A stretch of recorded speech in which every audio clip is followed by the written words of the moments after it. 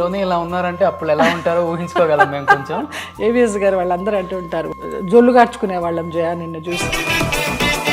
ఈ అమ్మాయి ఒక శోభన గారు, ఒక భానుప్రియ గారు, ఒక జయలలిత గారు అనుకున్న రోజులు అవి. అలాంటిది ఒక్కసారిగా టర్న్ అయింది. వ్యాంప్ క్యారెక్టర్స్, బోరింగ్ పాప అని రకరకాలుగా. ఎస్, ఒక రకంగా అదే.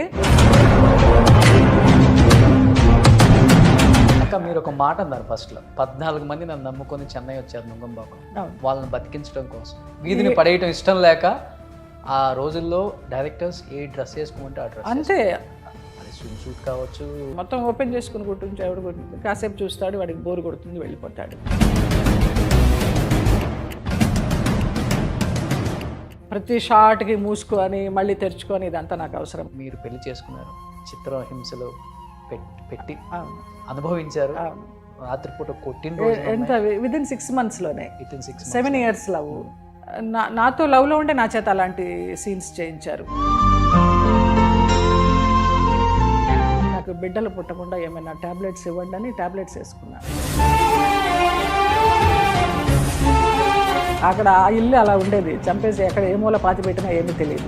అక్క దెబ్బ మీద దెబ్బ, దెబ్బ మీద దెబ్బ ఒకే చెట్టుకి తగులుతూ ఉంటే చాలా కష్టం. సంపాదించారు, పోగొట్టుకున్నారు, పెళ్లి చేసుకున్నారు. అలాంటిది ఉన్న డబ్బులన్నీ రీసెంట్ గా కూడా పోగొట్టుకున్నాను. లేదు, క్యాబ్ లో తిరుగుతుంది. అవును. ఏంటక్క అది? నేను ఆటోలో దిగుతుంటే రీసెంట్ గా లోపలికి వెళ్ళి ఏడ్చింది. కొంతమందిని చూస్తే పెట్టబుద్ధి అవుతుంది, కొంతమందిని చూస్తే మొట్టబుద్ధి అవుతుంది అంటారు కదా, అలాగే నా ఫేస్ చూస్తే ఎవరికి పెట్టబుద్ధి కాదేమో. ఈ మధ్య కాలంలో నష్టపోయింది ఇండస్ట్రీలో, ఎవ్వరు మీకు హెల్ప్ చేయలేదక్క? అస్సలు. దాదాపు 4 కోట్లు పోగొట్టుకున్నారు కదా. టచ్అప్ బ్యాగ్ లో కట్టలు కట్టలు పెట్టుకుని వెళ్ళేదాన్ని. కుక్క బిస్కెట్లు పడేసినట్టు లక్ష్మీదేవిని అలాగా నిర్లక్ష్యం చేశాను కాబట్టి నా దగ్గర నుంచి వెళ్ళిపోయిందేమో అనుకుంటా. బట్ ఇండస్ట్రీలో ఇంతమందితో కలిసి యాక్ట్ చేశారు, కో ఆర్టిస్టులు కానీ ఎవరైనా కానీ. జయలలిత పరిస్థితి ఇది, మనం ఆర్థికంగా ఏదో ఒకటి ఆదుకుని. నాగబాబు గారు అయితే మాత్రం బావలాగా అనుకుని నేను తీసుకున్నాను. ఆయన దగ్గర తీసుకోవడానికి నేనేమి సిగ్గుపడలేదు. మహేష్ బాబు గారు లాంటి పెద్ద స్టారు, లేకపోతే కొరటాల శివ గారు లాంటి పెద్ద డైరెక్టర్, బోరింగ్ పాపో, లేకపోతే వ్యాంప్ క్యారెక్టర్లు చేసే జయలలిత అనుకుంటే స్పీకర్ లాంటి ఒక క్యారెక్టర్ని పండించలేరు. ఇండస్ట్రీలో ఒక ముద్ర పడిందంటే ఇంక అదే.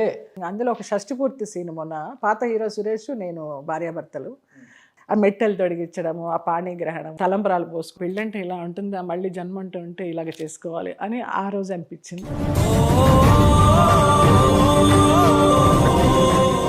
అంటే ఒకప్పుడు ఇలా పెట్టించేయ మీది, ఇప్పుడు ఇలా పెట్టాలంటే నామూసిగా ఉందక్క. ఇంతవరకు ఇది రాదని అనుకుంటున్నాను. మరి వస్తే ఈ తమ్ముడు ఉంటాడు ఎప్పుడు.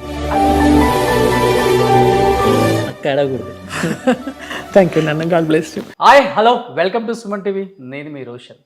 ప్రజెంట్ నాతో పాటు ఉన్న ఒక గొప్ప నటిమణి గురించి చెప్పాలి అంటే 40 సంవత్సరాలు వెనక్కి వెళ్ళాలి. ఎందుకంటే నటనలో తనకు తానే సాటి, విభిన్న పాత్రలు చేయటంలో తనకు ఎవరూ రారు పోటీ. ఈ తరం ఆ తరం అని కాకుండా అన్ని తరాలను మెప్పిస్తున్న the great actress Jayalalitha garu with me an exclusive interview with Suman TV. So Jayalalitha garu అనాలా, లేకపోతే నేను అదే అంటున్నాను, నిన్ను రోషన్ అనాలా, తమ్ముడు అనాలా? నువ్వు నమస్కారం పెట్టావు, నాకంటే చిన్నవాడివి, నమస్కారం పెట్టకూడదు.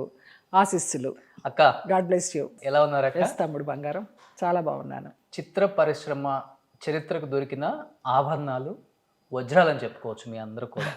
వజ్రాలు అవన్నీ అక్కడ స్వర్ణయుగం, మాకంటే ముందర. తర్వాత మేము ఆభరణాలు అంతే. మమ్మల్ని వజ్రాలు అనడానికి మాకు అర్హత లేదు. పోనీలే, వజ్రాలతో ఆభరణాలు కూడా ఉన్నాయి కదా. ఉన్నాయి. అది ఎంతమందికి వస్తుంది అవకాశం? చాలా తక్కువ మందికి వస్తుంది. అనుగ్రహం నిజంగా. ఆ వచ్చిన వాళ్ళల్లో జయలలిత గారు ఎప్పుడు ఉంటారు కాబట్టి. ఎలా అనిపిస్తుంది ఒకసారి 40 సంవత్సరాలు వెనక్కి చూసుకుంటే జయలలిత గారు అనే ఒక చిన్న జీవితం, స్ట్రగుల్స్, అచీవ్మెంట్స్, ఎన్నో అవార్డ్స్, రివార్డ్స్. ఎందుకంటే మీ ఇంటర్వ్యూస్ ఎక్కడ ఇవ్వరు, లేవు కాబట్టి ఫస్ట్ టైం మీ ఇంట్లో ఇంటర్వ్యూ ఇది. Yes, very first time. ఆ క్రెడిట్ కూడా నీకే దక్కింది. థ్యాంక్ యూ అక్క. ఈ 40 సంవత్సరాలు వెనక్కి తిరిగి చూసుకుంటే నిజంగా ఆశ్చర్యం వేస్తుంది. నా జీవితమేనా, నేనేనా ఒక మామూలు సామాన్య బ్రాహ్మణ కుటుంబంలో పుట్టి ఒక లోయర్ మిడిల్ క్లాస్ అమ్మాయిగా, మధ్యతరగతి అమ్మాయిగా అమ్మ నాన్నలు ఏం చెప్తే అది 5వ సంవత్సరం నుంచే డాన్స్ నేర్చుకొని డాన్స్ నేర్చుకుంటుంటే నేను ఏడ్చాను, నాకు డాన్స్ నేర్పండి అని. అప్పుడు అమ్మ ఇంత చిన్న వయసులో నీకేం అర్థమవుతుంది, అవగాహన ఉండదు, కొంచెం పెద్దయ్యాక నేర్పిస్తాంలే అంటే మా మాస్టర్ గారు లేదమ్మా, అసలు ఆ కళ పట్ల అలాంటి అభిరుచి ఉండడం చాలా అరుదుగా ఉంటుంది, ఆ అమ్మాయికి ఈశ్వరానుగ్రహం ఉంది, నేర్పించండి, నేను నేర్పిస్తాను కదా అమ్మాయికి అని మా మాస్టర్ గారు చింతా రాధాకృష్ణమూర్తి గారు గుంటూరులో ఆయన నేర్పించారు. అలాగా నేను అక్క చల్లా సిస్టర్స్ అయ్యాము, కూచిపూడి డాన్సర్స్. 1000 ప్రదర్శనలు ఇచ్చుంటాం ఆల్ ఓవర్ ఇండియా. అలా డాన్స్ ప్రదర్శనలు ఇస్తున్న సమయంలో విశ్వనాథ్ గారు, మన శివాజీ రాజా గారు వీళ్ళందరూ చూడడం జరిగింది. గుంటూరులో నేను BA ఎకనామిక్స్ చేశాను హిందూ కాలేజీలో. అక్కడ థమ్స్అప్ పోటీల్లో నేను థమ్స్అప్ సుందరిగా వచ్చాను, థమ్స్అప్ బ్యూటీ క్వీన్గా. దానికి శివాజీ రాజా ప్రైజ్ ఇవ్వడానికి వచ్చాను. ఇలా ఉన్నారంటే అప్పుడు ఎలా ఉంటారో ఊహించుకోగలం మేము కొంచెం. AVS గారు వాళ్ళందరూ అంటూ ఉంటారు, మహానుభావుడు పోయి ఎలాగో నన్నాడు తెలియదు, మేమందరము జొల్లు గార్చుకునే వాళ్ళం జయ నిన్ను చూసి, అబ్బా ఎంత అందం ఎంత అందం అని, ఇంద్రుడు చంద్రుడు అవన్నీ చూసినప్పుడు అనేవారు. ఈ అందమంతా ఈశ్వరుడు ఇచ్చిందే. దానికి తోడు బారు జడ అవన్నీ పోయినాయిలే, ఇప్పుడు ఏం లేవు. ఆ అందము లేదు, ఆ బారు జడ లేదు, ఆ పర్సనాలిటీ లేదు. మీకు ఎంతమంది ఫ్యాన్స్ ఉంటారో మీ జడకు కూడా అంతమంది ఫ్యాన్స్ ఉంటారు. అసలు నన్ను వెనక నుంచి జయలలిత అని జడ చూసి గుర్తుపట్టిన వాళ్ళే ఎక్కువ. బట్ ఇలా కనిపించే మా జయలలిత అక్క అంటే ఇలానే ఊహించుకున్నారు ఇండస్ట్రీ. అంటే అరగ్రేటం చేసినప్పుడు, ఇండస్ట్రీకి వచ్చినప్పుడు ఈ అమ్మాయి ఒక శోభన గారు, ఒక భానుప్రియ గారు, ఒక జయలలిత గారు అనుకున్న రోజులు అవి. అలాంటిది ఒక్కసారిగా టర్న్ అయింది. వ్యాంప్ క్యారెక్టర్స్, బోరింగ్ పాప అని రకరకాలుగా. అంటే ఏమనిపించింది ఆ టైంలో? ఏదో వచ్చాయి కాబట్టి చెయ్యాలి, ఆఫర్లు, వెనక్కి వెళ్ళకూడదు అన్న ఉద్దేశమా? ఎస్, ఒక రకంగా అదే. కాకపోతే నేను చెప్పొచ్చేది ఏంటంటే, నువ్వు ఇప్పుడు అన్నావు కాబట్టి ఒక భానుప్రియ, ఒక శోభన అని, నిజంగా అలాగనే నాకు వచ్చిన క్యారెక్టర్స్ అలాంటివే. సప్తపదిలో తన క్యారెక్టర్ వచ్చింది, సబిత క్యారెక్టర్. స్క్రీన్ టెస్ట్ అయ్యింది. అయిన తర్వాత ఆ అమ్మాయి ఏదో DSP కూతురో ఏదో విశ్వనాథ్ గారి ఫ్యామిలీకి క్లోజో ఏదో తెలియదు, మొత్తానికి అలా వెళ్ళిపోయింది. ఆ సినిమా అలా మిస్ అయింది. మయూరి స్క్రీన్ టెస్ట్ అయ్యి మన్నాడు షూటింగ్ అనగా మయూరి దొరికింది, సుధా దొరికింది, ఒరిజినల్ క్యారెక్టర్. అది అలా వెళ్ళిపోయింది. ఇలా నాకు డాన్సర్ క్యారెక్టర్లన్నీ వెళ్ళిపోయినాయి. సహజంగా నేను డాన్సర్ని, నా డాన్సర్ క్యారెక్టర్లన్నీ వెళ్ళిపోయి ఆఖరికి ఏమైందంటే 83లో డిగ్రీ ఫినిష్ చేసి ఇక్కడికి వచ్చా, నటరాజ రామకృష్ణ గారి దగ్గర ఆంధ్ర నాట్యం నేర్చుకుందామని. భరతనాట్యం, కూచిపూడి ఇవన్నీ అయిపోయినాయి, ఇంకా ఆంధ్ర నాట్యం నేర్చుకోవాలని ఇక్కడికి వచ్చా. వచ్చినప్పుడు నాన్న సడన్గా వచ్చారు గుంటూరు నుంచి హైదరాబాద్ వచ్చి. నేను ఇక్కడే మన దోమలగూడలోనే ఇక్కడ ఉండేది ఆయన ఇన్స్టిట్యూట్, అక్కడే ఉండి నేర్చుకునేదాన్ని స్కూల్లోనే, అక్కడే స్టేయింగ్ కూడా, కళాకృష్ణ మేమందరం కూడా. అది చేస్తున్న సమయంలో వచ్చి నా ఫ్రెండ్స్ మూవీ తీస్తున్నారు, హీరోయిన్ క్లాసికల్ డాన్సర్ కావాలట, నువ్వు చెయ్యాలి అనేసి. అస్సలు నేను వెంటనే లోపలికి వెళ్ళిపోయి నా రూమ్లోకి వెళ్ళిపోయి తలుపేసేసుకుని ఏడుస్తూ కూర్చున్నాను. నేను రాను, నేను ఉంటే డాన్సర్గానే ఉంటాను, నాకు సినిమాలు అవి ఇష్టం లేదనేసి. అప్పుడు కళాకృష్ణ, నటరాజ రామకృష్ణ గారు వీళ్ళందరూ వచ్చి, నాన్న ఫ్రెండ్సే కదమ్మా తీసేది, నీకు నచ్చితే కంటిన్యూ చేద్దు, లేకపోతే మళ్ళీ డాన్సర్గానే వద్దు అన్నారు. ఇంకా ఒకసారి దీన్ని ఏమంటారు,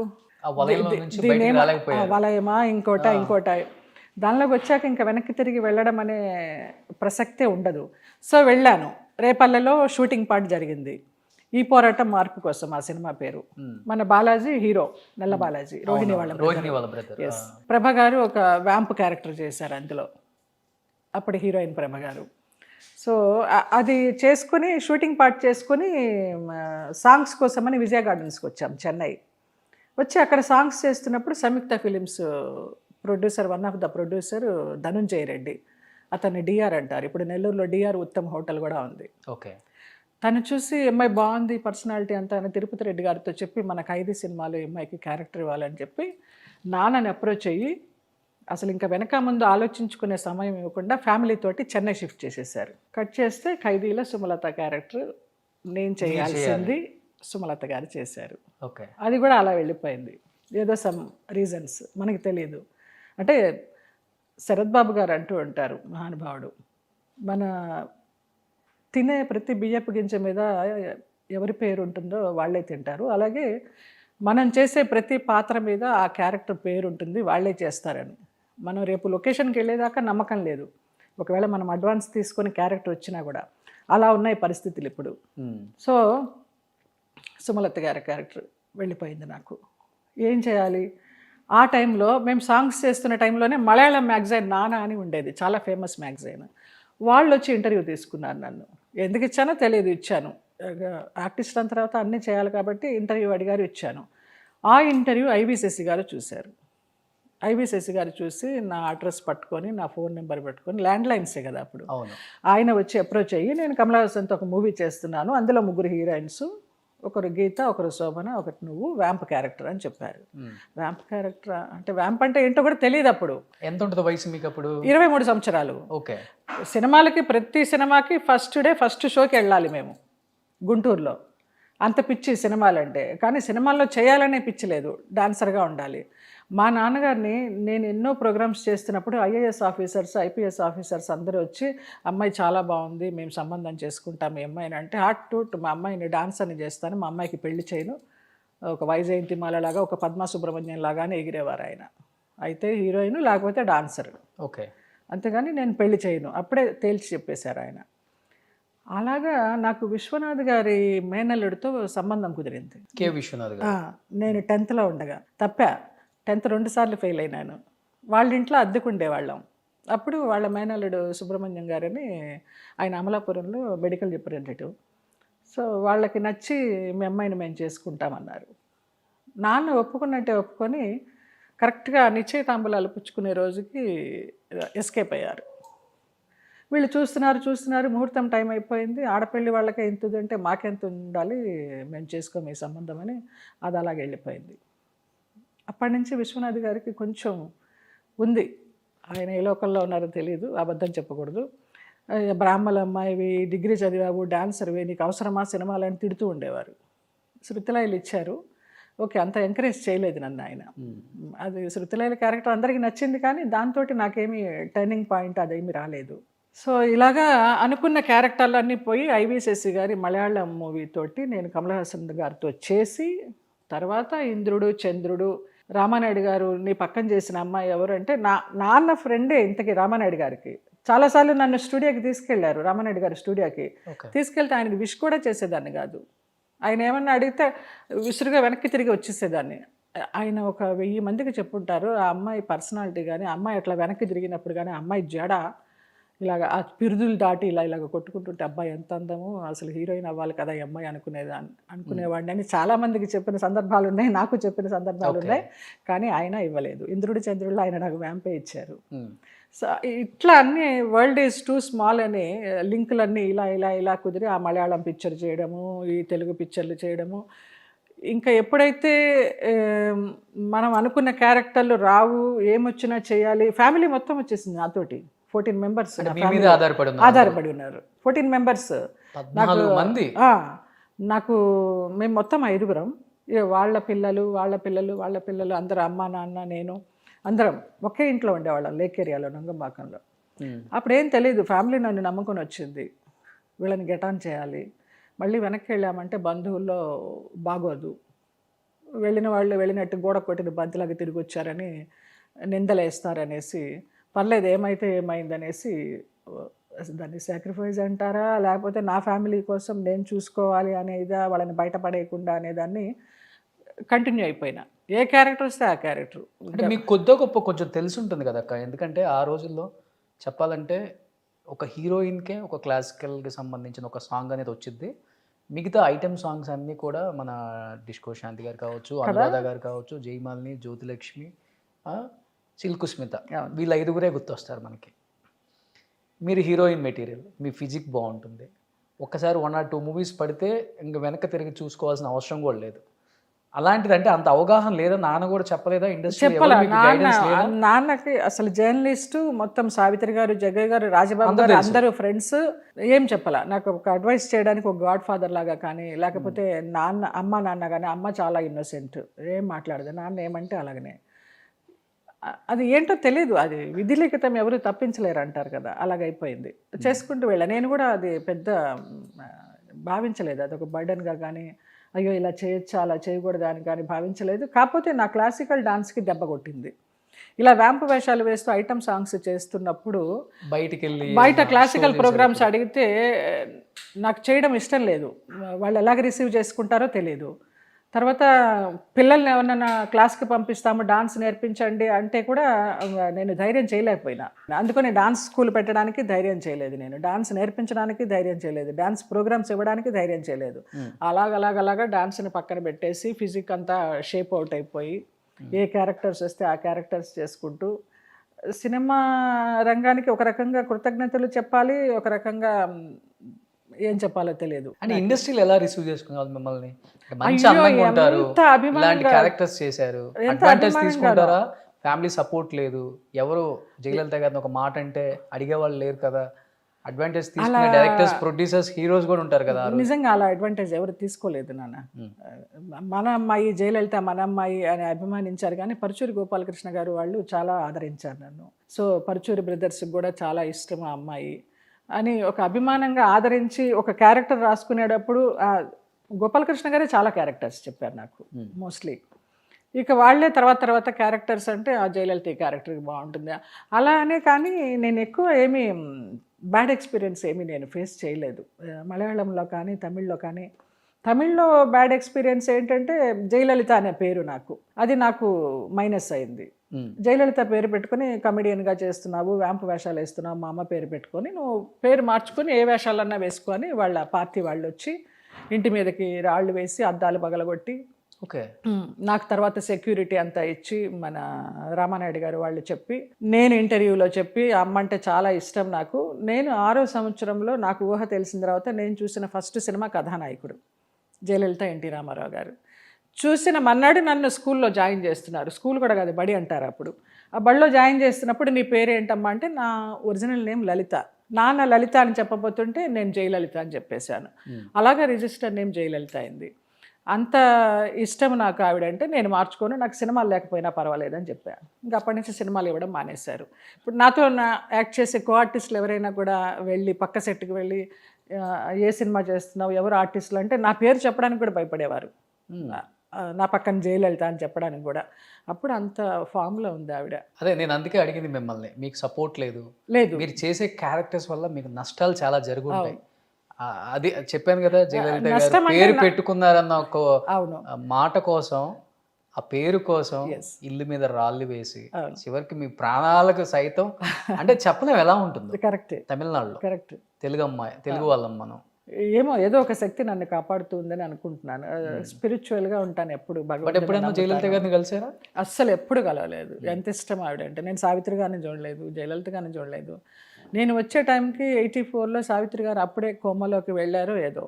నేను అనుకునేదాన్ని, అయ్యో నేను ఉండుంటే అప్పుడు చెన్నైలో ఉండుంటే ఆవిడని తీసుకొచ్చి నా ఇంట్లో పెట్టుకునేదాన్ని ఏమో నేను అనుకునేదాన్ని. ఏం జరిగేదో తెలియదు కానీ అంత ఇష్టం ఆవిడంటే. ఇక ఆవిడంటే ఎవరికి ఇష్టం ఉండదు, అందరికీ ప్రాణమే, అది వేరే విషయం. సో అలాగే నా సినిమా ప్రవేశం అలాగ జరిగింది, అలా కంటిన్యూ అయింది. ఇండస్ట్రీ నా ఫ్యామిలీని పోషించింది. అక్క మీరు ఒక మాట అన్నారు ఫస్ట్లో, 14 మంది నన్ను నమ్ముకొని చెన్నై వచ్చారు నుంగంబాకం, వాళ్ళని బతికించడం కోసం, వీధిని పడేయటం ఇష్టం లేక ఆ రోజుల్లో డైరెక్టర్స్ ఏ డ్రెస్ వేసుకోమంటే ఆ డ్రెస్ అంతే. అది స్విమ్ సూట్ కావచ్చు, అన్ని వేసా, అన్ని రకాలు వేసాను, అన్ని రకాలు వేసాను. నేను ఎప్పుడైనా మామూలుగా ఇలాగ కూర్చుంటే మా అసిస్టెంట్ వచ్చి ఇలాగ కప్పేవాడు, వచ్చి అనే అలా ఈ గుప్పెడు మూసినంత వరకే చూద్దామనే ఆత్రత ఉంటుంది ఎవరికైనా. మొత్తం ఓపెన్ చేసుకుని కూర్చుంటే ఎవడు కూర్చుంటుంది, కాసేపు చూస్తాడు, వాడికి బోరు కొడుతుంది, వెళ్ళిపోతాడు. ప్రతి షార్ట్కి మూసుకొని మళ్ళీ తెరుచుకొని ఇదంతా నాకు అవసరం లేదు. అసలు సిగ్గుపడేదాన్ని కాదు, ఒక మనస్సాక్షి ఉంటుంది అక్క లోపల. అది ఏం ఈ అందంతో ఇలా ఒక డ్రెస్ వేసుకొని ఒక క్లాసికల్ డాన్సర్ నిండుతనంగా ఒక అమ్మతనం, ఒక దేవతను చూసిన ఫీలింగ్ ఉంటుంది మిమ్మల్ని క్లాసికల్ డాన్సర్గా చూసినప్పుడు. అలాంటిది ఇలా అరాకొర డ్రెస్లు వేసుకొని నా కుటుంబం కోసం ఇంత చేస్తున్నాను అని ఏడ్చిన సందర్భాలు ఉన్నాయా? 4 గోళ్ల మధ్య మనసు చంపుకుంటున్నాను నేను డాన్స్ మిస్ అయినాను, ఏడ్చాను. కానీ ఏమో నేను ఎప్పుడు రిగ్రెట్ అవ్వలేదు నిజంగా, టు బీ ఫ్రాంక్. మొదట్లో ఇలా చేయాల్సి వచ్చింది, నేను ఒక క్లాసికల్ డాన్సర్ని అని బాధపడిన సందర్భం ఉంది. కానీ నా 4 గోడల మధ్య కూర్చొని ఏడవడం అదేం లేదు. ఓకే, నా వల్ల ఇంతమంది తింటున్నారు చాలు, వాళ్ళకి నేను అన్యాయం చేయలేదు, ఆ తృప్తి ఉంది నాకు. జయలలిత గారి జీవితం అంటేనే తెరిచిన పుస్తకం అంటారు ఇండస్ట్రీ. అంటే మీరు ఎక్కడ ఇంటర్వ్యూస్ కూడా తక్కువ ఇప్పుడు కూడా ఇవ్వరు, కాబట్టి ఒక తమ్ముడుగా నన్ను ప్రేమించి నిజంగా ఈరోజు పిలిచారు, దాని కృతజ్ఞతగా నేను అంటే అట్లీస్ట్ మిమ్మల్ని ప్రేమించే ప్రేక్షకులకు తెలియాలి మీరు ఇంత అందంగా ఉన్నారు. అందరికీ తెలుసు ఆర్టిస్టులు చాలా అందంగా, గ్లామర్‌గా, రంగుల ప్రపంచం కాబట్టి ఇలానే ఉంటారు. వాళ్ళకేం వెనక ఎటువంటి ఇబ్బందులు ఉండవు, కష్టాలు ఉండవు అనుకుంటారు. కానీ మీరు వేసిన క్యారెక్టర్స్ వెనక మీరు పడ్డ స్ట్రగుల్స్ ఉన్నాయి, అవమానాలు ఎన్నో ఉన్నాయి కదక్క. కొన్ని షేర్ చేసుకోండి ప్రేక్షకులతో ఈరోజు మనసు విప్పి. బాబు మోహన్ గారు మన అప్పుల అప్పారావు సినిమాకి అప్పుడు కొత్త పెద్ద పరిచయం లేదు ఆయన నాకు.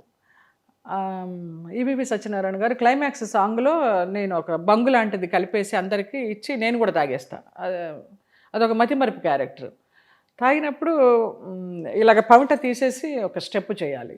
సత్యనారాయణ ఈబీబీ అన్నారు, జయలలిత పవిట తీసి స్టెప్ చేయన్నారు. పక్కన ఎవరో కో ఆర్టిస్ట్ ఉండి రిహార్సల్సే కదా షార్ట్లో తీస్తుందిలే అన్నారు. పర్లేదు షార్ట్ ఏంటి రిహార్సల్స్ ఏంటని ఇట్లాగ తీసా. అప్పటి నుంచి బాబు మోహన్ నా ఫ్యాన్ అయిపోయినాడు. అమ్మ జయమ్మ ఏంట్రా నీకు ఇంత డేరు, పక్క వాళ్ళు చెప్తున్నా కూడా రిహార్సలే కదా అనేసి అలాగా చేసావంటే నువ్వు ఎంత డెడికేషన్తో ఉండాలి, లేకపోతే అసలు ఇది నాది కాదు, నేను ఈ క్యారెక్టర్ చేస్తున్నాను, నేను జయలలిత కాదు అనుకుని చేసి ఉండాలని అప్పటి నుంచి ఆయన నా ఫ్యాన్ అయిపోయినాడు. జయమ్మో నా జయమ్మో అంటూ ఉంటాడు ఇప్పటికీ ఆయన. కోట గారికి ఇష్టం. ఒకసారి కూర్చొని ప్యాకెట్ ఆడుకుంటున్నాం. ఇది చెప్పచ్చో చెప్పకూడదు నాకు తెలియదు కానీ ఇంకా ఏదో బాబు మోహనే, మళ్ళీ బాబు మోహన్ కోట బ్రహ్మానందం గారు మేమే కదా అందరం. బాబు మోహన్ ఏదో డౌట్ అడిగారు, ఏంటి చేయమ్మా దానికి దీనికి తేడా ఏంటంటే అది అలాగ ఉంటుంది ఇది ఇలాగ ఉంటుందని డౌట్ క్లియర్ చేశాను. మళ్ళీ ఆయన నోటి మీద వేలేసేసుకున్నాడు. అంటే నిన్ను దేవుడు ఆడదానిగా పుట్టించాడా లేకపోతే పొరపాటున మగవాడిని చేయాల్సింది ఆడదానిగా పుట్టించాడా ఏంటనేసి చాలా అది కొంచెం పెద్ద డౌటేలే, చెప్పలేను. Okay, censor cut. అవమానాలు అంటే విశ్వనాథ్ గారి సినిమాలోనే మళ్ళీ స్వరాభిషేకం, అందులో నేను AVS wife and husband. AVS ఏదో సంపాదించడం లేదని తాళి తీసి మొఖాన్ని కొట్టేది, నీ దగ్గర డబ్బు లేదు ఏం లేదు నువ్వు మొగుడిగా ఎందుకు పనికొస్తావని. యాక్షన్ చెప్పారు, నేను తాళి తీసి వేసేసాను, టేక్ 1 ఓకే అయింది. వెంటనే విశ్వనాథ్ గారు అది మనసులో పెట్టుకుని మేనల్లుడిది నేను మాకు కుదరలేదు కదా, అరే తాళి తీయడం నీకు అలవాట, భలే చేసేసావే ఒక షాట్లో ఓకే చేసావే అన్నారు. అప్పుడు రూమ్లోకి వెళ్ళి ఏడ్చాను. ఇంత పెద్ద అయినా ఇదేంటి ఇలాగంటారు, షాటు ఓకే చేయాలనే ఒక తాపత్రయంతో చేశాను కానీ ఈ తాళి తీసే అలవాటు ఉందా నీకు, ఇలాగ తీసేసే అలవాటు నీకు ఉందా, భలే చేసావు ఎక్స్పీరియన్స్ ఉన్నట్టు అనేసరికి అంత పెద్ద అయినా అలా అన్నారు అనేసి పోనీలే తండ్రి లాంటి వాడు అంటే అన్నారు అనుకున్నాను. రూమ్లోకి వెళ్ళి నువ్వు అన్నట్టు 4 గోడల మధ్య కూర్చొని ఎప్పుడన్నా ఏడ్చావంటే ఆ మేకప్ రూమ్లో ఏడ్చి మళ్ళీ బయటకు వచ్చేసి ఫ్రెష్ అయ్యాను. తాళి గురించి అన్నారు కాబట్టి అడుగుతున్నాను అక్క, తమ్ముడిగా నాకు తెలియాలి. ఎందుకంటే ఇండస్ట్రీలో చాలామంది లేడీ ఆర్టిస్టులకి తొందరగా పెళ్ళిళ్ళు కావు. అయ్యా అంటే భర్తలతో సంసారం చేయరు, పిల్లలు పుట్టిన తర్వాత అయినా విడిపోతారు. ఒక్కొక్కరికి 2-3 పెళ్ళిళ్ళు కావాలని ఏ ఆడదే చేసుకోరు. కరెక్ట్, ఏదో దాని వెనక ఎంతో బలమైన కారణం ఉంటే కానీ చేసుకుంటారు పాపం. ఇదన్నీ ఏం తెలియకుండా ఇష్టానికి మాట్లాడే జనం చాలామంది ఉంటారు. అమ్మ అయిన తర్వాత ఇంకొక మొగుడిని కట్టుకొని మళ్ళీ పిల్లలు కనాల్సిన అవసరం ఏ ఆడవాళ్ళకి ఉండదు. అవును, ఈ సొసైటీలో నాకు తెలిసినంత వరకు. అలాంటిది మీరు పెళ్లి చేసుకున్నారు, చిత్రహింసలో పెట్టి అనుభవించారు, రాత్రిపూట కొట్టిన రోజు ఎంత విదిన్ 6 monthsలోనే 7 years లవ్. ఆ స్టోరీ ఏంటంటే నేను మలయాళం మూవీస్ బిజీగా చేస్తూ ఉన్నాను, ఈ C grade B grade movies అన్ని. ఆ ప్రొడ్యూసర్స్ ఒకప్పుడు అప్పటి ప్రొడ్యూసర్స్ ఒకప్పుడు తర్వాత నాకు అత్తమామలయ్యారు. వాళ్ళ అబ్బాయి డైరెక్టరు, అతను నాకు భర్త అయ్యాడు. మామూలుగా జయదేవ్ అని సినిమా నేము, తర్వాత వినోద్ అతని పేరు ఒరిజినల్ నేము. మన రమ్యకృష్ణ గారితో నీలాంబరి కూడా చేశాడు కన్నడ సినిమా అతను. ఇప్పుడు యాక్సిడెంట్ అయిపోయి బెడ్ రీడన్ ఆయన. త్రివేంద్రంలో ఉంటాడు, తర్వాత వేరే పెళ్లి చేసుకున్నాడు. ఉన్నారు 13 సంవత్సరాల పాప. ఆ పాప పుట్టినరోజు అంటే లేకపోతే ఇంకొక అకేషన్ అంటే నేను ఇక్కడి నుంచి ఏమన్నా పంపిస్తూ ఉంటాను. అతనికి ఇక్కడి నుంచి ప్యారలైజ్డ్ అయిపోయి యాక్సిడెంట్ అయ్యి షూటింగ్ టైంలో ఇంకా బెడ్ నుంచి లేవలేని పరిస్థితుల్లో ఆ భార్య కూడా సరిగా చూసుకోపోతుంటే నెలకు 5,000 పంపించా మెడిసిన్స్కి. మీరు 7 years లవ్ ఎలాగంటే నాన్న ఒక సినిమాకి డేట్స్ ఇచ్చేసేవారు, నాకు తెలియక నేను వీళ్ళ సినిమాకి డేట్స్ ఇచ్చా. క్రాస్ బెల్ట్ మణి మీనా వాళ్ళ మామయ్య, ఆయన సినిమాలు కూడా జరుగుతుండేవి. వీళ్ళందరివి ఒకే గ్రేడ్, అదే స్విమ్ కాస్ట్యూమ్స్ కొంచెం అన్నీ అడల్ట్ సీన్స్ అలాంటివన్నీ ఉన్నవి. నాతో లవ్లో ఉండే నా చేత అలాంటి సీన్స్ చేయించారు. మా అత్త మామ ప్రొడ్యూసర్స్, మా ఆయన డైరెక్టర్, ఆయన కూడా క్యారెక్టర్ కదా చేయనేవారు. అలాగే చేసేదాన్ని, నిజమే కాబోలు అనేసి. ఆ 7 years లవ్ ఎలాగ ఏర్పడిందంటే, నాన్న వేరే వాళ్ళకి డేట్స్ ఇచ్చి, నేను వీళ్ళకి డేట్స్ ఇచ్చి కేరళలో షూటింగ్లో ఉన్నప్పుడు ఆ క్రాస్ బెల్ట్ మణి గారు మనుషుల్ని తీసుకుని వచ్చారు. ఈ అమ్మాయి డేట్స్ మావి మీవి కాదు అనేసి పెద్ద గొడవ అయింది. గొడవ అయ్యేసరికి నాకు భయపడిపోయి నేను రూమ్లోకి వెళ్ళి తలుపేసుకుంటే అతను వచ్చి నువ్వు భయపడకు నీకు నేను ఉన్నాను అని చెప్పి వెళ్ళి ఆ ప్రాబ్లం ఏదో సాల్వ్ చేశాడు. నాకు ఏదో పెద్ద హీరోలాగా అనిపించేశాడు. లవ్లో పడిపోయా. ఈ రోజుల్లో ఈజీగా పడిపోతారు. Easy 7 years love. అతని కోసం ఎన్ని సినిమాలు మానుకున్నానో. నేనే ల్యాండ్లైన్కి కాల్ వస్తే ఫోన్ చేసి మాట్లాడేదాన్ని ప్రొడ్యూసర్తో, డైరెక్టర్ తోటి గొంతు మార్చి మాట్లాడేదాన్ని. జయలలిత గారు బిజీగా ఉన్నారు వేరే షూటింగ్స్లోని, ఇతనితో స్పెండ్ చేయడానికి. అంత పిచ్చి అనమాట. అలా చేశాడు ఆ 7 years లవ్లో, ఏమీ డౌట్ రాకుండా. లాస్ట్లో అందరూ మన మేకప్ జయకృష్ణ గారు, చలపతిరావు గారు, పరచూరి గోపాలకృష్ణ గారు, వీళ్ళందరూ అది వాడు ఏదో దొంగ కోళ్ళు పట్టే వాళ్ళలాగా ఉన్నాడే, మొహం చూసుకో, ఆలోచించుకో, తొందరపడకంటే అప్పటి నుంచి ఆలోచించడం స్టార్ట్ చేశా. నాకు ఆలోచించే సమయం ఇవ్వాల. పాయిజన్ తాగేస్తానని బ్లడ్తో లెటర్స్ రాసేసి నువ్వు చేసుకుంటావా చస్తావని ఇంటి ముందర నుంచుని అలాగే చేసేసరికి ఓహో నిజమే కాబోలనుకుని భయపడి చేసేసుకున్నా. కొచ్చిన్ చోటానకరి అమ్మ ఆలయంలో పెళ్లి జరిగింది. చాలా శక్తి ఉన్న అమ్మ. అక్కడికి అమ్మ నాన్న వాళ్ళు కూడా ఎవరు రామన్నారు. నీ ఇష్టం నువ్వు చేసుకొని నేను రామన్నారు. అప్పుడు జయకృష్ణ గారు పెళ్లి బట్టలు కొనిచ్చారు మాకు. ఓకే. ఆ పెళ్లి బట్టలు తీసుకుని నేను సంపాదించింది కొంత అమ్మకి తెలియకుండా దాచుకొని టిఫిన్ డబ్బాల్లో పెట్టుకొని, స్టీల్ బాక్సులు ఉండేవి కదా, మా అత్తగారికి ఇచ్చేదాన్ని. ఆ డబ్బులతోటి నగలు చేయించింది మొత్తం, బంగారపు పట్టాలతో సహా. మాకు బంగారు పట్టాలు ఉండాలి. మలయాళం నాయర్స్ వాళ్ళు. మాకు తక్కువ నగలు ఉంటే ప్రెస్టేజ్ ఇష్యూ అని చెప్పేసి నగలు చేయించారు. వెళ్ళాను. సరే అమ్మ నాన్నని బతిమలాడుకున్నాను, వచ్చి అక్షంతలన్నా వేసి వెళ్ళండి అని. వచ్చారు, నామకే వస్తే వచ్చారు, అక్షంతలు వేశారు, భోజనాలు చేసి వెళ్ళిపోయారు. నన్ను కాపురానికి పంపించడం కానీ, నాతో ఎవరైనా ఉండడం కానీ ఎవరు ఏం చేయలే.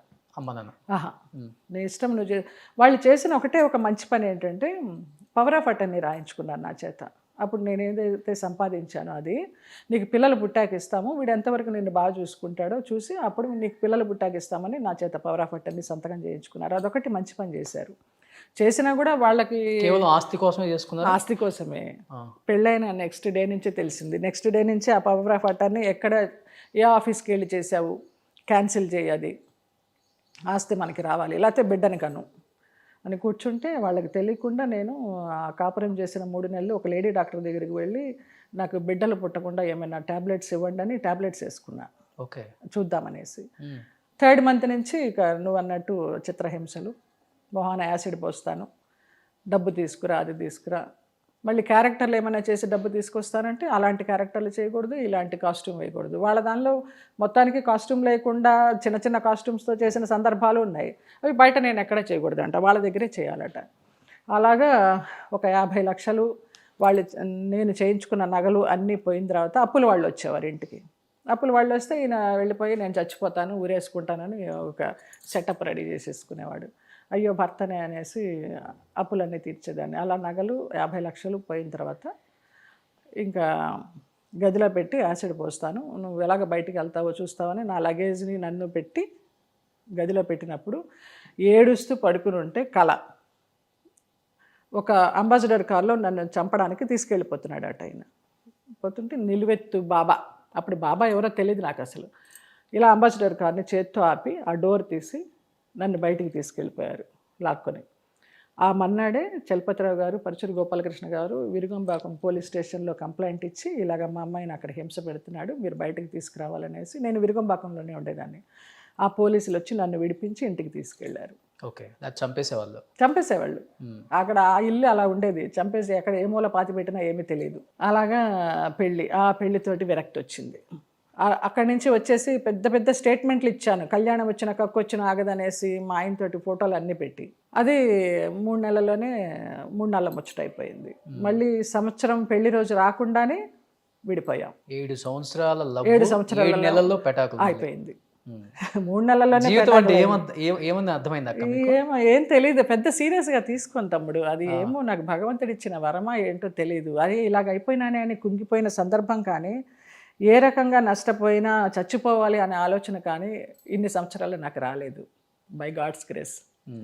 నిలబెట్టాలి, ఎందుకు చచ్చిపోవాలి, ప్రూవ్ చేద్దాం, మనం ఏంటని ప్రూవ్ చేద్దాం. అంత కూడా నాకు అవగాహన లేదు, అసలు నాలెడ్జ్ కూడా చాలా జీరో.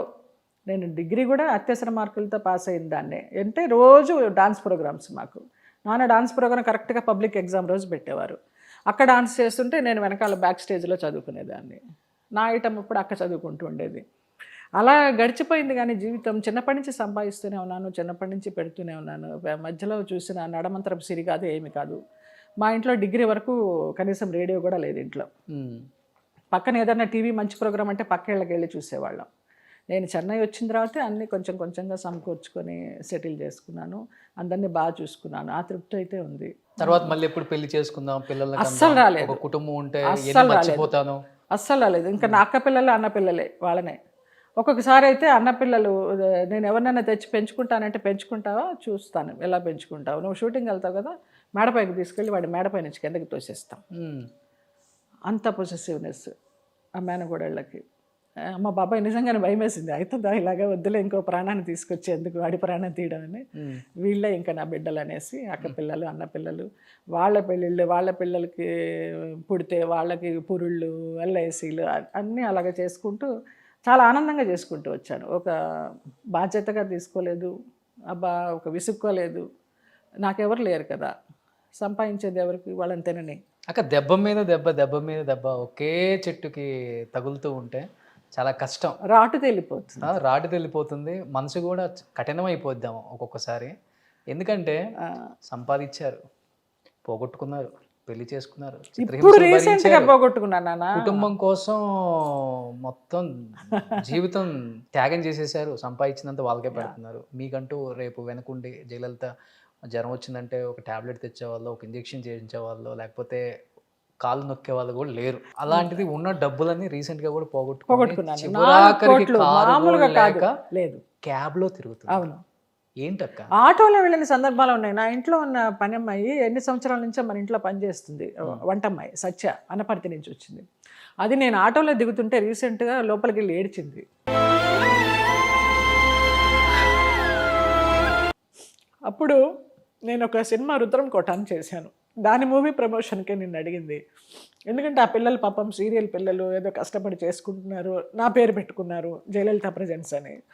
సో ఏదో చేయాలి 40 years ఇండస్ట్రీలో ఉన్నాం కదా, ఏదైనా ఫేస్ వాల్యూ ఉంటుంది, పెద్దవాళ్ళ దగ్గరికి వెళ్తే ఏమన్నా హెల్ప్ చేస్తారనుకుంటే ఒక్కరు కూడా సంధి పెట్టలే.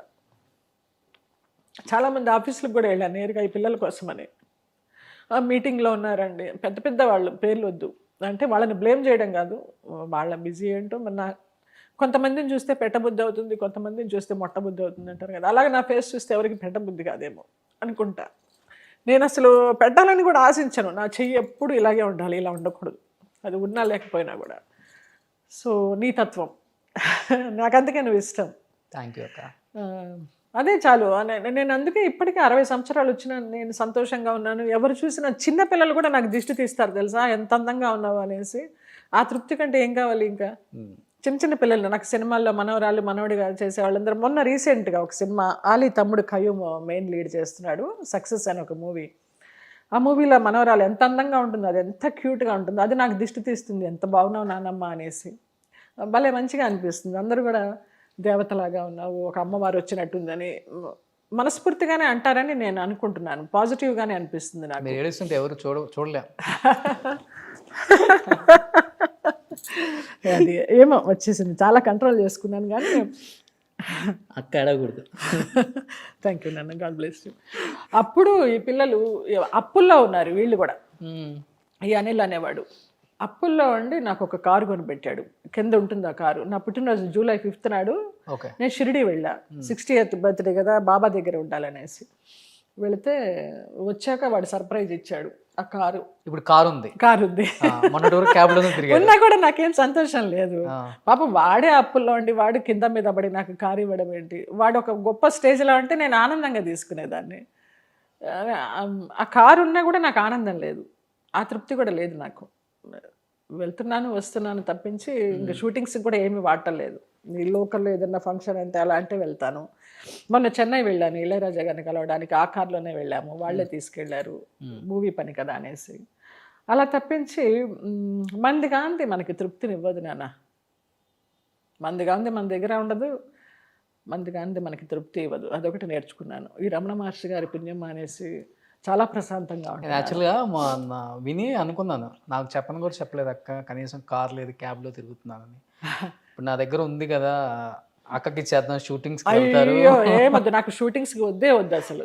వాళ్ళు పంపిస్తారు, వాళ్ళు అవసరమైతే వాళ్ళు పంపిస్తారు, అవసరం లేదు.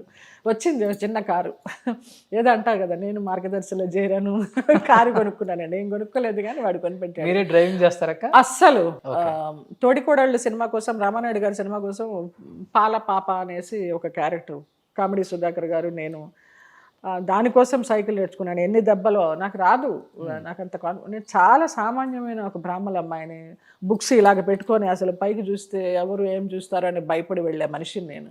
అలాంటిది నేను అలాంటి క్యారెక్టర్లు చేసి సగం సగం బట్టలతోటి నేనేనా అని అప్పుడప్పుడు అదేదో సింహావలోకనం చేసుకుంటూ ఉంటా. బంధుమిత్రులంతా బాగా హేళన చేసి ఉంటారు. బంధుమిత్రులు ఎవరు అంత హేళన చేసిన వాళ్ళు లేరులే. మామయ్యలు అత్తయ్యలంతా ఓకే, పెద్ద పట్టించుకోరు, పెద్ద విమర్శించరు. మనం వెళ్ళి పలకరిస్తే హలో అంటే హలో. బట్ మీరు ఈ మధ్య కాలంలో నష్టపోయింది ఇండస్ట్రీలో ఎవ్వరు మీకు హెల్ప్ చేయలేదక్క? అస్సలు దాదాపు 4 కోట్లు పోగొట్టుకున్నారు అస్సలు. కదా. దానికి చెప్పాలి నాగబాబు గారు. నాగబాబు గారు చాలా హెల్ప్ చేశారు. జయ జయ అనుకుంటే బాగా. ఏం పేర్లు వాళ్ళే కనీసం చెప్పండి, వాళ్ళ ఫోటోలు ఉన్నాయా? ఉన్నాయి, మొత్తం హిస్టరీ ఉంది నాన్న. విజయనగరంలో రాజులు అని చెప్పి, అదే అనిల్ గణపతి రాజు ఫస్ట్ రాఘవేంద్రరావు గారి దగ్గర డ్రైవర్గా వచ్చాడు వాడు. ఓకే. మేము రాఘవేంద్రరావు గారి సీరియల్ చేసేటప్పుడు వాడే డ్రైవర్గా వచ్చి మమ్మల్ని ఇంటి దగ్గర పిక్ చేసుకునేవాడు. నాకు తెలియదు అసలు. ఆ తర్వాత వాడు కుందన బొమ్మ అనే ఒక సినిమా కూడా చేశాడు, మన ముళ్ళపూడి వర అని, బాపు రమణల గారు అబ్బాయి, రమణ గారి అబ్బాయి, ఆ అబ్బాయితో కలిసి. గోరంత దీపం నుంచి తెలుసు నాన్న, ఎన్ని హిట్ సీరియల్స్ చేశారో.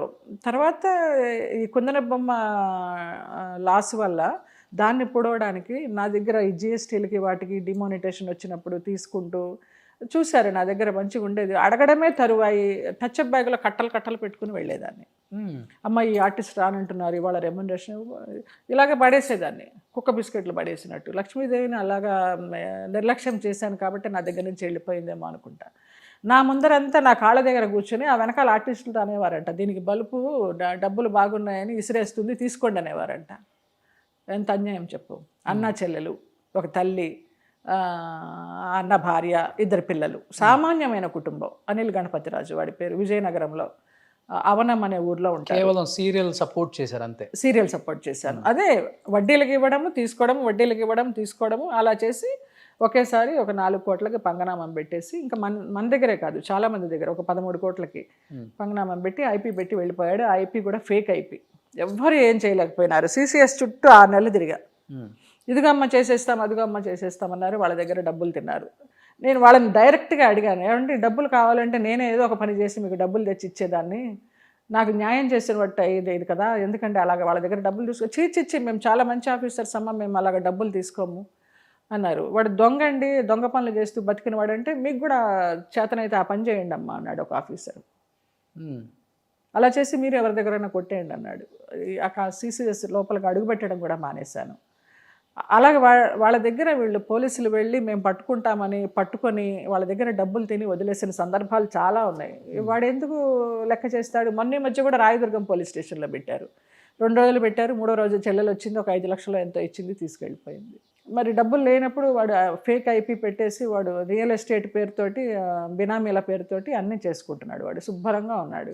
మా వాడి బాచి ఫోన్లో వాడి నెంబర్ ఉంటుంది, స్టేటస్లు రాఖీ అప్పుడు అందరూ శుభ్రంగా ఉన్నారు ఫ్యామిలీ. అంటే ఇప్పుడు మీకు ఆర్థికంగా మీరు కూడబెట్టుకుంది కాస్త ఏమీ లేదు, కొట్టుకుపోయాడు. ఏమీ లేదు, ఏం లేదు, నా ఎఫ్డీలు లేవు, నా నగలు లేవు, నా కార్లు లేవు, ఏమీ లేవు. లాస్ట్కి ఈ ఫ్లాట్ కూడా తాకట్టు పెట్టిద్దాం అనుకున్నాను, అమ్మ అని ఏడుస్తుంటే. అప్పుడు రాము కోన అనేసి ఈ రుద్రం కోట ఎవరైతే డైరెక్ట్ చేశాడో వాడు, మంచిర్యాల రామాలయంలో షూటింగ్ జరుగుతూ ఉంటే నేను క్యారవాన్లో ఉంటే వచ్చి, అమ్మ నిన్ను నాశనం చేస్తున్నారు, నువ్వు చూసుకోవాలి, రేపొద్దున ఛానల్కి వెళ్ళి నువ్వు కనుక్కో వీళ్ళు ఏంటనేసి అంటే, మన్నాడు ఛానల్కి వెళ్తే తెలిసింది వీళ్ళు ఫ్రాడ్ అని. నేనేం చేయలేకపోయినాను. అప్పుడు అనుకున్నాను ఈ ఫ్లాట్ నిలిపింది ఆ రాముడి పేరుతో వచ్చి మంచిర్యాల రామాలయంలో చెప్పాడు. లేకపోతే ఈ నిలవ నీడ కూడా ఉండేది కాదు, రోడ్డు మీద ఉండేదాన్ని లిటరల్గా. ఇప్పుడు ఏంటక్క ఆర్థికంగా మీకు ఏమీ లేదు. ఎక్కడి ఇప్పుడు నుంచి నేను వస్తుంది? 3 సంవత్సరాల నుంచి ప్రేమ ఎంత మధురం సీరియల్ చేస్తున్నాను, శ్రీరామ్ది. పాపం తనే, నేను డిప్రెషన్ అని కూడా అనను, ఇంకేం చేయను నాకు చిరాగ్గా ఉంది అనే టైంలో, వద్దమ్మా ఎందుకు నీకు టాలెంట్ ఉంది కదా చెయ్యి అనేసి పాపం తనే ఆ ప్రేమ ఎంత మధురం ఇచ్చాడు. అది మాత్రం చెప్పుకోవాలి.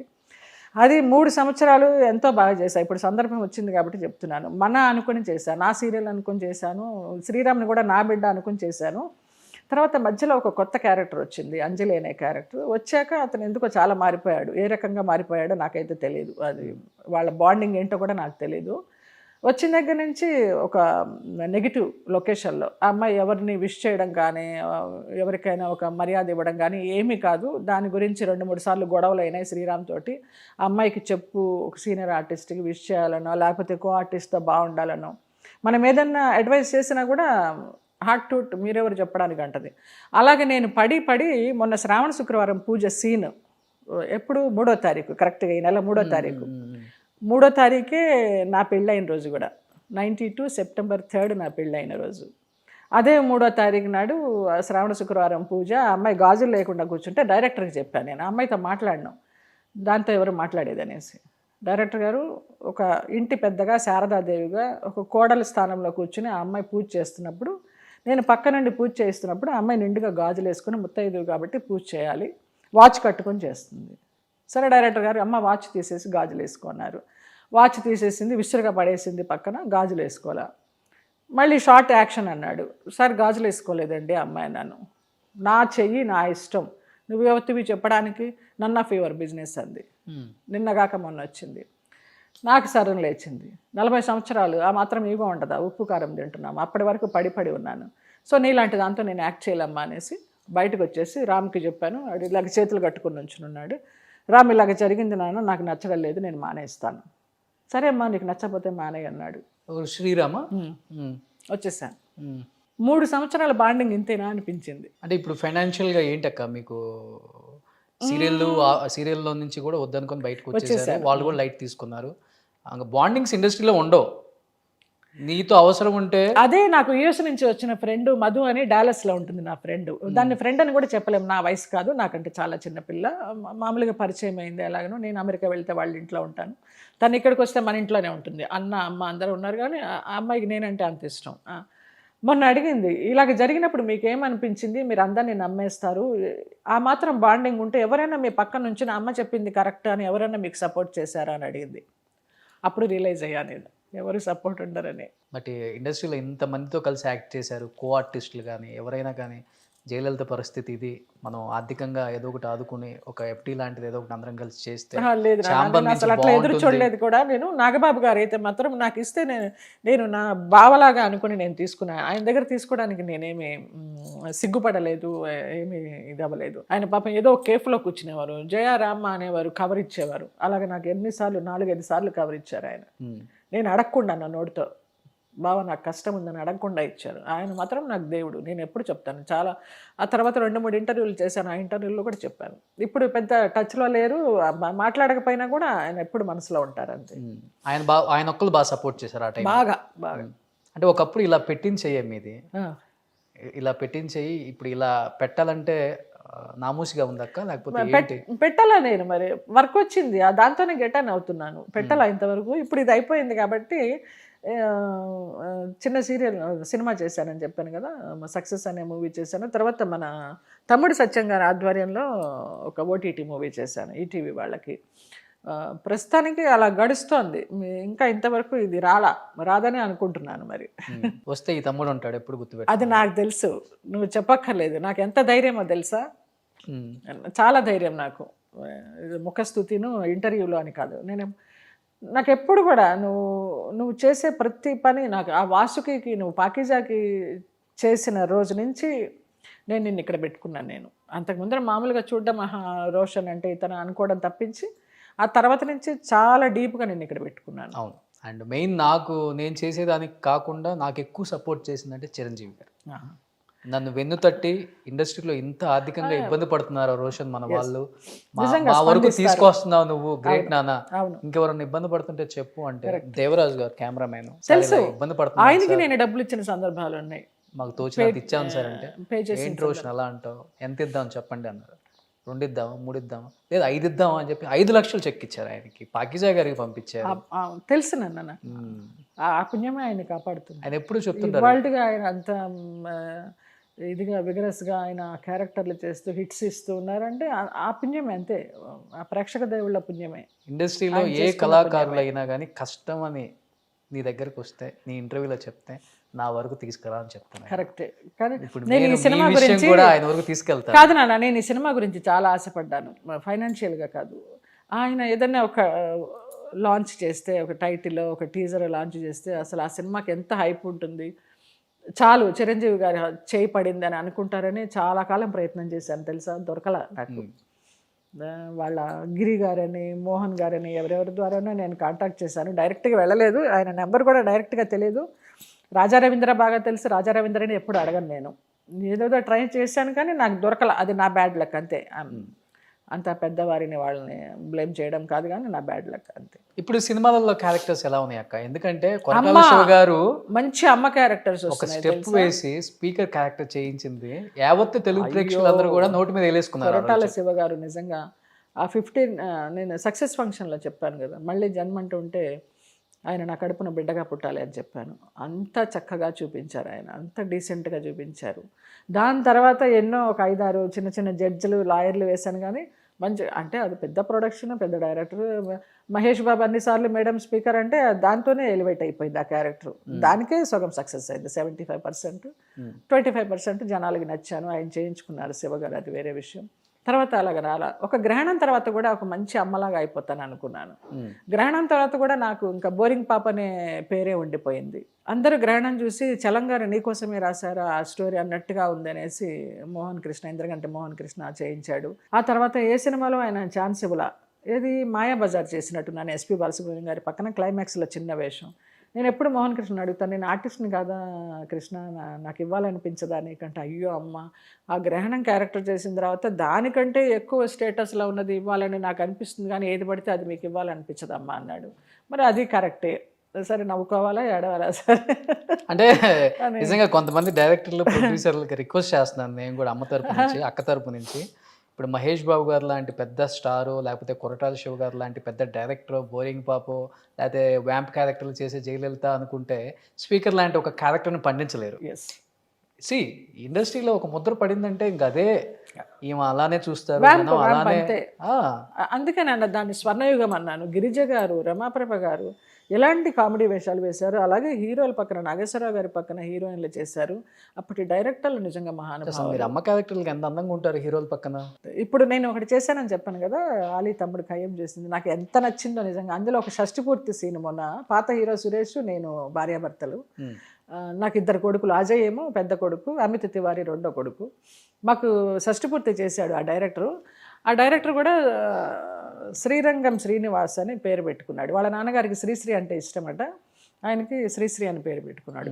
ఆ డైరెక్టర్ ఏం చేశాడు, నా క్యారెక్టర్కి వాళ్ళ అమ్మ పేరు పెట్టుకున్నాడు, సుగుణ అనేసి. చాలా ఇష్టం అంట వాళ్ళ అమ్మ అంటే. నన్ను మమ్మీ అనే పిలుస్తాడు, మన ఖయ్యూమ్ మమ్మీ అనే పిలుస్తాడు. ఖయ్యూమ్తో పాటు ఈ డైరెక్టర్ కూడా మమ్మీ అనే పిలుస్తున్నాడు. 38 years వాడు. నాకు షష్టిపూర్తి ఎంత బాగా చేశాడు, ఎంత ఎంజాయ్ చేశాను. ఆ సీన్ భలే నచ్చింది. ఆ మెట్టెలు తొడిగించడము, ఆ పాణిగ్రహణము, సప్తపది, అరుంధతి నక్షత్రాన్ని చూపించడము, తలంబరాలు పోసుకోవడము, ఉంగరాలు తీయడము, ఇవన్నీ అబ్బా పెళ్ళంటే ఇలా ఉంటుందా, మళ్ళీ జన్మంటూ ఉంటే ఇలాగ చేసుకోవాలి అని ఆ రోజు అనిపించింది.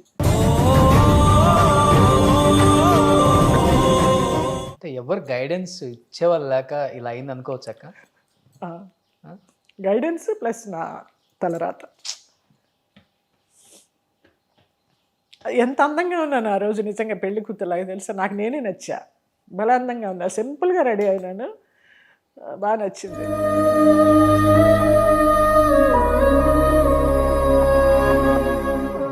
ఏంటక్క ప్రజెంట్ జీవితం ఎలా ఉంది?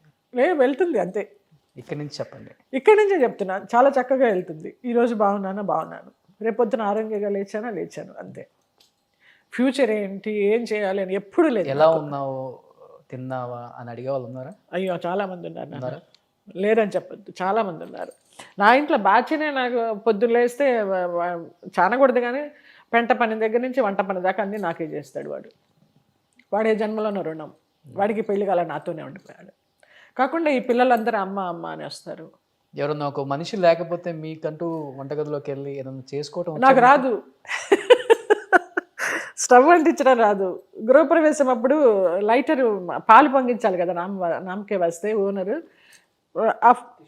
ఆ స్పార్క్ నా వైపు వచ్చేలాగా నేను పెట్టుకొని వెలిగిస్తుంటే వీడియో అతను చెప్పాడు, అమ్మ మీరు తప్పు వెలిగిస్తున్నారు, స్పార్క్ ఇటు వస్తుంది, ఇటు పెట్టాలి, ఇటు వెలిగించాలని. గారాభంగా పెరిగా, చిన్నప్పటి నుంచి డాన్స్ ప్రోగ్రాంలు, గారాభంగా పెరగడం, వదినలు అక్కలు అందరూ వాళ్ళే ఉండేవారు వంటింట్లో. నాకు అసలు పనే ఉండేది కాదు, కూర్చున్న చోటికే వస్తాయి. ఇవాళకి నాకు కూర్చున్న చోటికే వస్తాయి ఫుడ్ అంతా కూడా.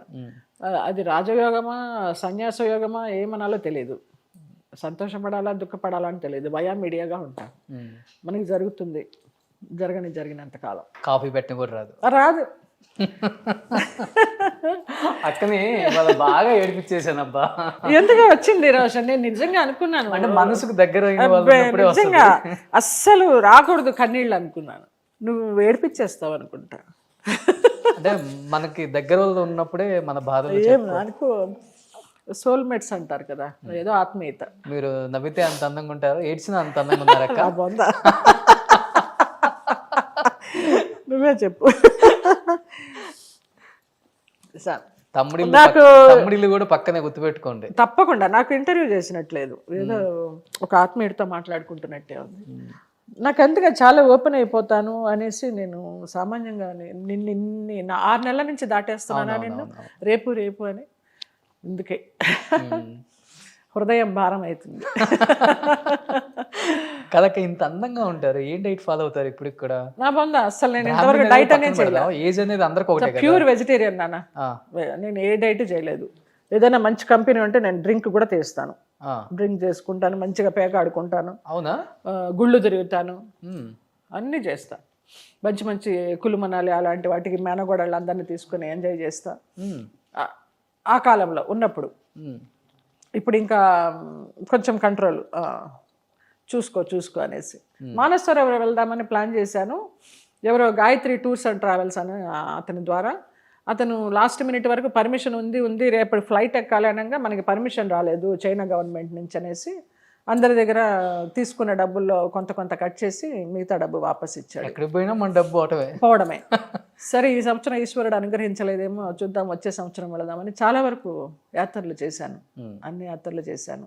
ఒక మానసరోవర్ బ్యాలెన్స్ ఉంది, శ్రీలంక బ్యాలెన్స్ ఉంది. దేనికి నేను తీసుకెళ్ళమంటారు? తమ్ముడు నేను వస్తాను. నిజమా? నేనే తీసుకెళ్తాను, ఎందుకంటే నేను రమణ మహర్షి ఆశ్రమంకి బాగా వెళ్తాను. నేను కూడా మొన్న ఇళరాజా గారి దగ్గరికి వెళ్ళంగానే ఎదుర్కొండ ఆయనకి చిన్న దీపం పెట్టి ఆ ఒక్క ఫోటోని ఎంత ప్రశాంతంగా అనిపించిందో. ఆయన కాళ్ళకి దండం పెట్టి కూడా జై శ్రీరమణ అన్నాను, సంతోషించారు. బాబా టెంపుల్ కూడా కట్టించారు కదా? కట్టించాం, నిజాంపేట రోడ్ లో. అక్కడి నుంచి తరిమేశారు. అవునా? ఇది నల్ల బాబా.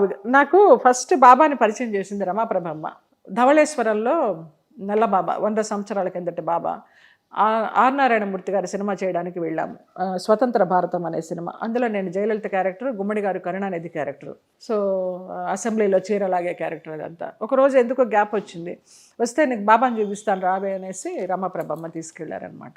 అప్పుడు చూసా చిన్న బాబా, నల్ల విగ్రహం, ధవళేశ్వరం బాబా. అలాగే ఇక్కడ నిజాంపేట రోడ్లో కట్టే సందర్భం వచ్చినప్పుడు చిట్టిబాబు, నేను, లతా చౌదరి అని TV5లో పనిచేసేది అది వరకు. ఆ అమ్మాయి కలిసి చిట్టిబాబు గారు ఇక్కడ ఉండి కట్టిస్తూ ఉంటే నేను, లతా చౌదరి, మేమందరం, ఈ చందు వీళ్ళందరూ, సుహాసిని, సుహాసిని మేమందరం వెళ్ళి 4 వీక్స్ అలాగుండి యూఎస్లో ఫండ్స్ కలెక్ట్ చేస్తూ చిట్టిబాబుకు పంపిస్తే ఆయన గుడి కట్టించారు. కట్టించిన తర్వాత గుడి కట్టేదాకా ఆయన వాడుకున్నారు బాబా.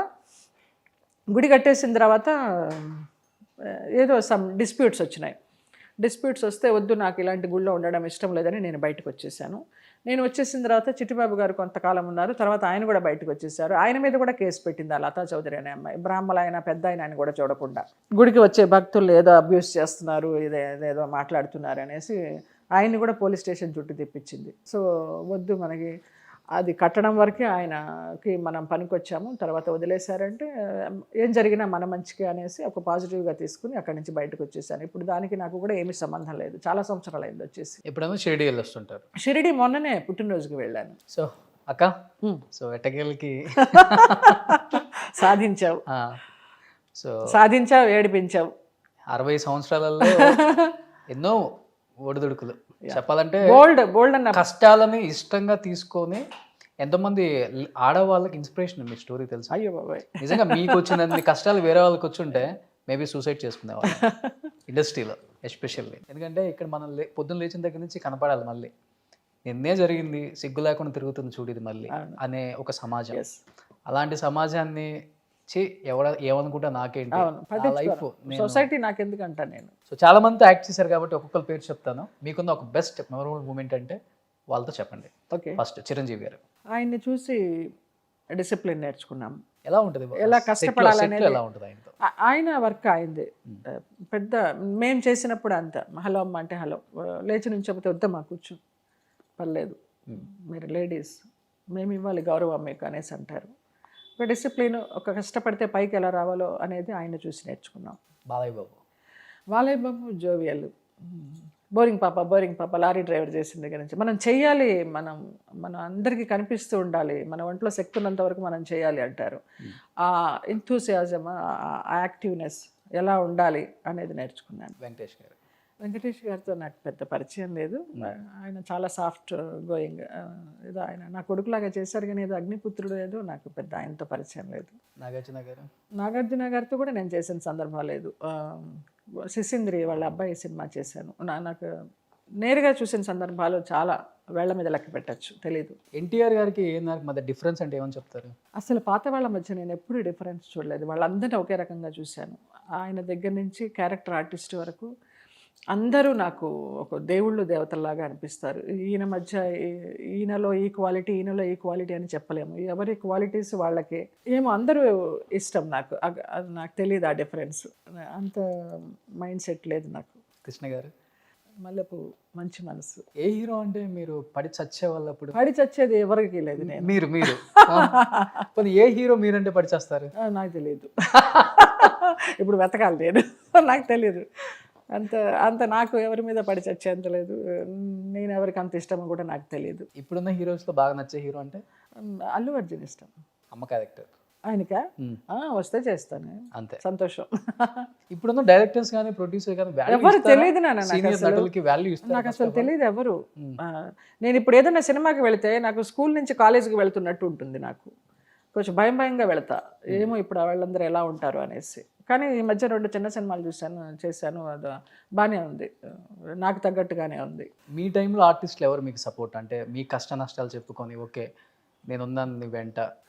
వీళ్ళే ఎంత, ఏబిఎస్ గారు, బ్రహ్మానందం గారు, ఆలీ కూడా నీలాగనే అనేవాడు, అక్క నీకు నేనున్నాను ఏమున్నావు అనేసి. ఈ మధ్య అతను కూడా టచ్లో లేడనుకో పెద్ద, అప్పుడు ఉండేవాళ్ళు. ఇంకా శ్రీలక్ష్మి, వై విజయ, అన్నపూర్ణమ్మ మేమే కదా. శ్రీలక్ష్మి గారు చెప్తుంటారు కదా, ఎవరికి చెప్పుకోవాలి అర్థం కాదు గోడ చెప్పుకుంటాం అంతే, ఎవరికైనా చెప్పుకుంటే అర్థం చేసుకునే వాళ్ళు వేళ్ల మీద లెక్క పెట్టచ్చు, అపార్థం చేసుకుని వెనకాల నవ్వుకునే వాళ్ళని చాలా మందిని లెక్క పెట్టచ్చు. అందరూ మన వాళ్ళే, ఎవరు మన వాళ్ళు కాదు. ఇక్కడ అంటే ఇండస్ట్రీలో ఫేమ్ ఉంటే సింగిల్ కాల్కే మన ఫోన్ ఎత్తుతారు, మనకు అవసరం లేదు అనుకుంటే అవును డిలీట్. ఒకరికన్నా ఫోన్ చేసి ట్రై చేశారా ఈ సినిమా కోసం ఏదన్నా ప్రమోషన్? ఎంతమందిని బాబోయ్, వాళ్ళని తిట్టాను కూడా, ఇంకొకసారి సినిమా అనే మాట ఎత్తావంటే మర్యాదగా ఉంటుందని. ఇన్ని నానా కష్టాలు పడాల్సి వస్తుందని అనుకుంటే అసలు నేను వాళ్ళు ఆ పేరు వేసినప్పుడు కూడా నాకు తెలియకుండా వేశారు. ఇక వేశారు, మనం ఒక ప్రిస్టేజ్గా తీసుకోవాలి, అందరి దగ్గరికి వెళ్ళాలి, నేరుగా వెళ్ళిపోయినా దొరకడం లేదు, అపాయింట్మెంట్ దొరకడం లేదు, ఫోన్స్లోనూ దొరకడం లేదు. ఒక్కరు కాబట్టి ఒక్కరైనా కూడా. అంటే 40 సంవత్సరాల నుంచి ఇండస్ట్రీలో ఉన్నారు, ఏంటి నిజాలు చెప్తే ఎక్కువ రోజు సస్టైన్ అవ్వం కదా, ఇక్కడ అబద్ధాలు చెప్తేనే బతకాలి కదా అక్క. నేను ప్రొడ్యూసర్లను కూడా ఒకటే అడిగేదాన్ని, ₹1 తక్కువైనా పర్వాలేదు, నేను బ్రాహ్మణ అమ్మాయిని, ప్యూర్ వెజిటేరియన్, టైంకి ఇంత పెరుగన్నం పెట్టండి చాలని, పెట్టకపోతే మాత్రం మీ సినిమా ఆడదనేసేదాన్ని. అప్పుడు అలాగనేసేదాన్ని, అయ్యో ఏంటమ్మా అలాగంటావు, శాపం పట్టుకు తల్లి, బ్రాహ్మణ అమ్మాయి అంటే నిజం అవుతుందంట అని భయపడేవాళ్ళు. పెట్టిన సందర్భాలు ఉన్నాయి ఏంటి శాపాలు ఎక్కడన్నా? తక్కువేలే, మనస్ఫూర్తిగా పెట్టలేదు కానీ మనసులో బాధపడినప్పుడు వాళ్ళంతటా వాళ్ళు వచ్చి నీకు ఇలాగ చేశాము ఇలాగ అయిందన్న సందర్భాలు చాలా చూశాను. సో లాస్ట్ అండ్ ఫైనల్గా మొత్తం తెరిచిన పుస్తకం కాబట్టి జీవితం అంటే ఏమనిపించింది? వాట్ ఈజ్ లైఫ్ అంటే ఏమని చెప్తారు? జీవితం మనకి ఎలాగ రాసి పెట్టిందో అలాగ వెళ్ళడమే జీవితం. మనం ఇది చేయాలనుకోవడం అది చేయాలనుకోవడం అనేది భ్రమ. అన్నీ చేసే పంపిస్తాడు ఆ దేవుడు. మనకి ఏది కావాలో, ఎవరు మన దగ్గర ఉండాలో, మనకి ఏది ఇవ్వాలో ఇవ్వకూడదు అన్నీ ఆయనే చేసి పంపిస్తాడు. కర్మ సిద్ధాంతాన్ని నమ్మామనుకో జీవితం గురించి చెప్పాల్సిన అవసరమే లేదు. జీవితం లాగా గడపాలి అంతే. థ్యాంక్ యూ సో మచ్ అక్క. Thank you. అండ్ ఇప్పుడున్న డైరెక్టర్లకి ప్రొడ్యూసర్కి నేను ఒక రిక్వెస్ట్, ఎందుకంటే ఎంతో జీవితాన్ని చూశారు, 40 సంవత్సరాల నుంచి ఇండస్ట్రీలో ఉన్నారు, ఎన్నో మంచి క్యారెక్టర్స్ చేశారు, ఎంతోమంది స్టార్లతో వర్క్ చేశారు. బట్ ఇప్పుడున్న జనరేషన్ అప్పుడున్న జనరేషన్ని పట్టించుకోవట్లేదనే మాట అయితే అక్కడ ఇక్కడ వినపడుతుంది. కాబట్టి మంచి మంచి క్యారెక్టర్లు సెట్ అయ్యే వాళ్ళు మన తెలుగులో ఉంచుకొని కూడా మన కకృతి ఎక్కడో తమిళ్, హిందీ, కన్నడకి వెళ్ళి వాళ్ళకి డబుల్ రెమ్యునరేషన్ ఇచ్చుకొని ఇక్కడ పెట్టుకుంటున్నాం. కాబట్టి ఇలాంటి వాళ్ళకి మంచి క్యారెక్టర్లు ఇవ్వాలి. సో బోరింగ్ పాప, వ్యాంప్ అనేది మనం పెట్టుకుందాము వాళ్ళు చేసిన క్యారెక్టర్లకి, అంతేగాని వాళ్ళు అలా కాదు. కాబట్టి నిజ జీవితంలో ఎలాంటి క్యారెక్టర్ అయినా చేయగలిగే సత్తా ఉన్న ఆర్టిస్టులు చాలా తక్కువ మంది ఉన్నారు ఇండస్ట్రీలో. దానిలో మీరు ఎప్పుడూ ఉంటారని మనస్ఫూర్తిగా నమ్ముతూ విష్ యూ గుడ్ లక్ అక్క. Thank you and wish you good luck to entire team of Rudram Kota also. Thank you తమ్ముడు. Love you. God bless you. Thank you.